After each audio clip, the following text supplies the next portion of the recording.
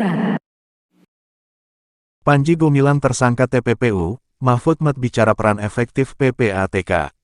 Menko Polhukam Mahfud MD bicara tugas dan fungsi Pusat Pelaporan dan Analisis Transaksi Keuangan PPATK di balik suksesnya pengusutan kasus tindak pidana pencucian uang TPPU pimpinan Ponpes Al Zaitun, Panji Gumilang oleh Bareskrim Polri. Mahfud menyebut peran PPATK semakin efektif. Sekarang Panji Gumilang masuk sudah jadi tersangka TPPU. Berarti apa? Berarti PPATK ini sudah mulai efektif, kata Mahfud di kantor Kemenko Polhukam, Jakarta, Rabu, tanggal 8 November tahun 2023. Dulu banyak orang nggak kenal juga PPATK, padahal sudah lama berdirinya. Tapi 2 tahun terakhir ini kan ramekan PPATK. Nah itu, yang kita koordinasikan dari Kemenko Polhukam, sambungnya. Mahfud menganggap bahwa tahun ini PPATK telah membuat sebuah gebrakan dengan membawa kasus TPPU ke pengadilan. Menurutnya, beberapa kasus yang tidak lepas dari peran PPATK. Pada tahun ini gebrakan dari PPATK untuk membawa TPPU ke pengadilan, ke tindak pidana pengadilan itu luar biasa banyak. 1. Dulu pernah ada perdagangan obat di Jombang, yang uangnya berkoper-koper itu kan dari PPATK.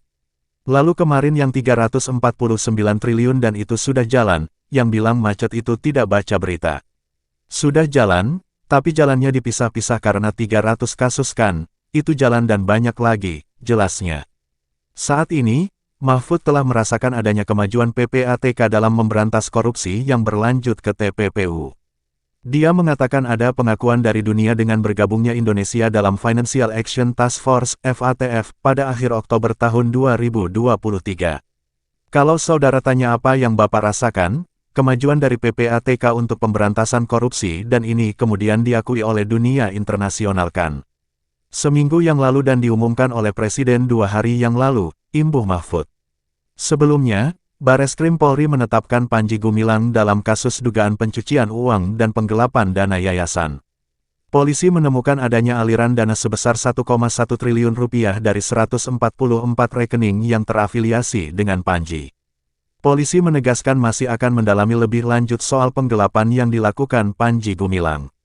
Dalam kasus ini Panji diduga melanggar Pasal 3 UU Nomor 8 Tahun 2020 tentang TPPU dan atau Pasal 70 Jo Pasal 5 UU Nomor 28 Tahun 2004 tentang yayasan serta Pasal 372 KUHP tentang penggelapan dan Pasal 2 UU Tindak Pidana Korupsi dengan ancaman hukuman maksimal 20 tahun penjara.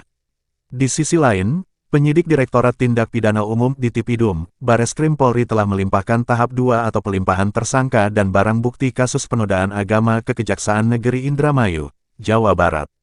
Pelimpahan telah dilakukan pada Senin 30/10 lalu.